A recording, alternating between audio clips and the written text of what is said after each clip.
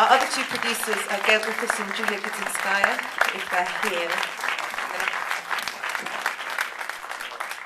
Oh, they're late, so they may join us in a bit. But yeah, does anybody have any questions? Yeah. Michelle Hosseini, first of all, I just want to tell you that this was a great film. It is definitely the work of a pro, no question about it. But we never got a ballot to vote, so I don't know what happened. But I have a question for you. Can you tell us a little bit about your previous works? Also, what made you interested in this particular project? And last but not least, how do you come about casting such an extraordinary, excellent cast? Thank you. Well, this is my first film, so... Oh, I have to repeat the question. You asked... That was a long question. You asked about what I'd done before, where this film came from and how I cast it. Yeah. This is my first film, so... I've kind of, I didn't go to film school, I've kind of worked for the last 10 years in the industry, kind of learning as I go, but my first feature. So this where the story came from. I live in Hackney and have lived there for 10 years, and a lot of the cast and crew all come from Hackney as well. And I think there's a lot, it's quite a personal film, there's a lot of me in there. I'm half Egyptian, and so that's why the culturally specific kind of viewpoint from the boys, and also just lots of things I feel really passionate about. And when I was working on the project, I kind of threw myself in and did a lot of like documentary style research. Spent a lot of time getting to know boys in Hackney and Highbury and Brixton, different areas of London. And the longer I kind of spent with them in kind of their world, I kept on seeing this kind of very macho behaviour. Maybe it's because I'm a girl. I wasn't a threat to them in any way, so I just sit silently and listen and watch. And it kind of made me quite interested in what it means to be a man for these boys. That's kind of the origins. And casting it, a lot of the people are non-actors. So they're people that I've got to know. Also, we did an open call where 600 kids turned up, which was amazing. And so some came through the open call. And then others, like James, are actors. So I'll let him speak about that. And we speak about the casting. I auditioned. No, I'll give you better than that. No, basically, yeah. I think every kind of actor would have wanted to play this role. It's pretty amazing, huh? So I basically had to convince Sally that I could be a gay gangster from Hackney, which I'm not. Last time I checked. Yeah, I'm a middle-class kid, so this world was kind of a bit alien to me. I knew of it, but didn't know it. And just through Sally, really, once I was cast, she has some very good contacts in that world. And one of the boys in the movie who plays Repo, the guy with a tattoo on his neck, he was a production consultant. He was great. He let me into his world, really. And he's from that world, and I spent 5 months, sort of, 5-6 days a week, 7 p.m. to 7 a.m. That's their working hours. And it was just, you just kind of, it's a bit like Sally, really. You just kind of plonk yourself in the middle of it, and you just shut up, and you listen, and you absorb. And it's actually not that hard, really. You kind of naturally start being them, and talking like them, and walking like them. Yeah. It's an absolutely beautiful film to look at, and I want to congratulate all of you. I have two questions. One of them is about the cinematography, how you work together, and where his references come from. And the second question has to do with the family. This kind of brother relationship, in spite of all the Western stuff that's put upon these boys, there's this relationship between the two brothers, the relationship with the mother, and the relationship with the father. And those are all complicated, but very beautifully told in the story. So the first one is about the cinematography. So first it was a question about cinematography, and the second question was about the family. We were very conscious about that we didn't want to make a gangster film in a way. We wanted to really stay with the two brothers, and it's much more about their relationship than a gangster film. So that was our starting point. And we basically took the script apart and really studied everything. So it's not just me, it's definitely Sally and also the production designer. They both had a big impact in that. So, and we kind of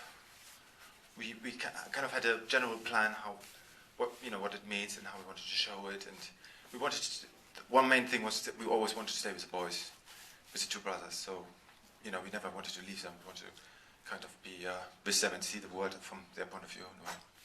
Before the family question, the scoring then fits into this cinematography. It was scored in a particular way, and the sound design also was anti-gangster, except for that beautiful rap song. The score by Stuart Earle is beautiful. That we worked closely with Stuart in the editing process, and also the editing was going on while we were shooting, so that we could feed in directly. And the production office was on the estate where we were filming, so we were kind of entrenched in the local community, and so everything was kind of overlapping. But just going back to the cinematography, I think it does come down to having time. David, myself, and Stéphane Collange, the production designer, spent many, many weeks kind of taking apart the script, and we charted out the movie on a big timeline, and we divided it into 5 chapters, and we had an X and a Y axis. It's very scientific. And we had happiness and happy and sad, and then we charted each brother's curve throughout the movie, and we were able to kind of manipulate the design and camera, and then again this translated to the edit. And I think having that kind of all of us having the time to really take things apart like that really informed the shoot, and made it all feel one. Family question. The brothers, the mother, the father. Other people will have a chance to ask a question. Sorry. No, that's okay. The family question. I think getting to know a lot of the boys, and often the way this world is presented,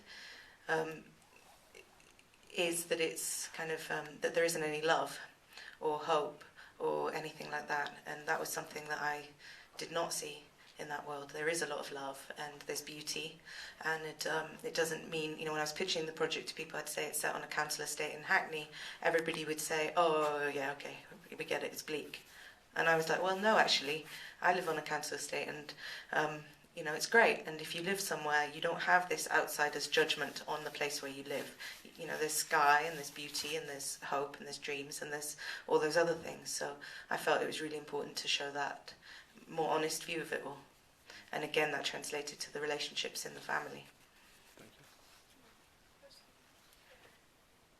You were very successful in making it beautiful, and that struck me continuously as I was watching the film. Did you make it too beautiful? I mean,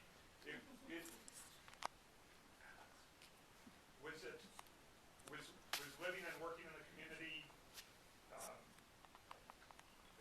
you grew up there, but dangerous for the actors? How much day-to-day, tell us about day-to-day life.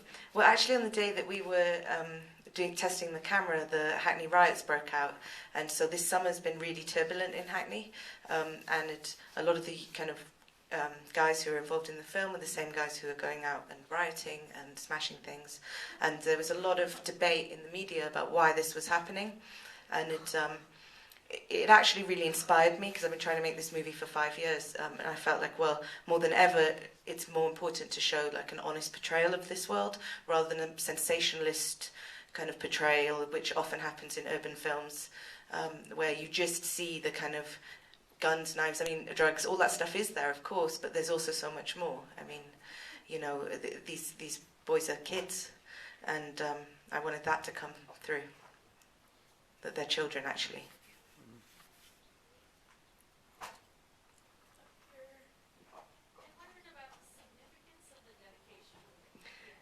Yeah, that I dedicated it to my brother, but our relationship wasn't like that. So, and our other producers have just arrived. So Gail Griffiths and Julia Gudzinskaya. Now someone's going to have to ask them a question.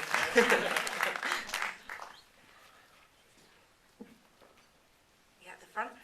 So tell us about how you said 5 years it took for it to come together, and I think it would be good for our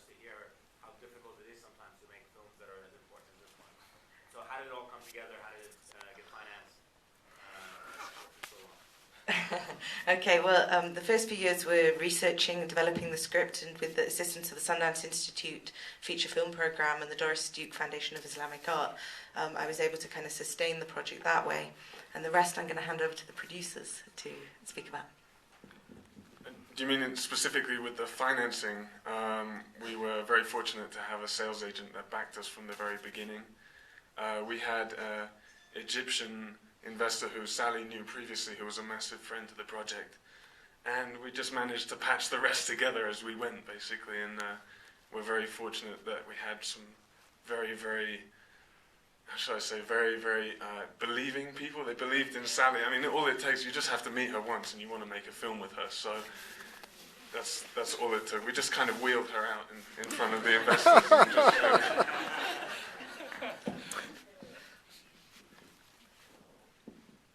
Yeah, in the front. I'm curious if you could tell me about the naming of the characters. For example, like Saeed, was that on purpose with him representing happiness and hope in the film, or no? That's a great question. Nobody's asked that. No, actually, it was because in my mind I had envisaged Saeed Taghmawi, so that's why he was called Saeed. No, the names just came as I conceived the characters. There wasn't any special kind of meaning with the Arabic names. But, yeah. Over how long was the shoot to get so many sunny days in London? There was actually a lot of rainy days too. How long was the shoot? I can't remember. 28 days. Yeah. In your research, was there a precedent for the relationship between Rashid and Saeed? No, but actually, after spending a lot of that, I mean, it's a fictional story set in this world, and after spending many years getting to know people, I was trusted to be told a story that was not dissimilar to this one. But it did take many years until that story reached me, or I was trusted with it. Yeah, front again. Well, the homosexual aspect of it, it was interesting to me that the brother would rather his brother be a terrorist, which he did not want, than to be a homo, as he calls him. And that, I think, is one of the most provocative parts of the film, that it sort of, you twist it all up at that point. So I'd like to ask the actor how you work through that as an actor, particularly in relationship to the brother actor. Yeah, well, the trick is you don't play it. We're all the same, really. You just play the scene, the emotions. As soon as you start thinking about things like, sexuality, even class, I guess, and race and all these things we categorize ourselves as, you limit your performance, I think. I think the key is just to find the kind of everyman emotion in it. With my views, I mean, I don't care. I think it's a joke that there are any communities, not just this one, they have problems with people because of the way they make love or whatever. I think it's laughable. We live in a crazy world. But yeah, I think, that's the amazing thing about this story, I think, really, is that it kind of knocks it out the park, really, when you have things like that. I've never seen a movie that presents that homophobia or prejudice, really, in this kind of artful way, And it is, you're right, it is quite shocking, actually, and it's true, unfortunately, that this particular community, they would rather that you were a terrorist than a homo. I just want to add that it's not just kind of the family or cultural Islamic context that's homophobic. I mean, the boys as well. I'd say this movie has double homophobia in it, because it's also the homophobia on the street, which is a very macho kind of have to be a man culture. In the middle. Have you shown the film to the people who participated in it in Hackney? Not yet. We actually finished it the Tuesday before last, so we literally got on the plane with it. So, but we're going to. I just have a question for the producer, if I may. Considering the current European, I suppose, racial and religious tension, as well as even a certain part of this country, what are you going to do to make sure that the film is going to be viewed by more people around the world, and at the same time, how do you perceive? How do you think it'll be perceived by audiences from different sort of religious and cultural background? I think we're very lucky in that we've world premiered here, and we're going straight to the Berlin Film Festival where we'll have our European premiere. So some very big global platforms have said that they think this story is worth spotlighting for, I think, the very reasons that you're hinting at. And from that will lead onto critical press reviews and then editorial, and that's what then is used by the distributors in local territories to sell their cinema tickets. So we have a sales agent who knows each territory very well. They know how each territory responds to different types of film. And the sales agent that we're working with is specializing in taking stories from the Arab world, the Arab Spring, North Africa, the Middle East, out into the world. So they're very seasoned in sort of handling this type of material. And the rest, I think, is to be found out. I think that's what happens when you make a film. I think that's why what Sally's done is sort of somehow so remarkable, because you sort of find a story and decide to tell it, and then it's up to the audience, I think. So it's all to be found out. This is very early days. You guys are our kind of first reaction. Yeah. Thank you. One more question.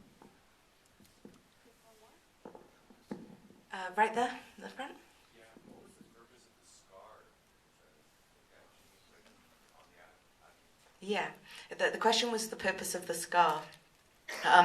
In previous incarnations of the script, there was more of a kind of backstory to Saeed and where he came from and what he had been through to arrive in this movie. And then just through the kind of rewriting process, that kind of fell away. And one of the bits from that was this scar that he carried. And I... as all the other bits fell away, it still felt so potent because it served as a moment for Rash and Saeed to bond over, because they have a commonality of background.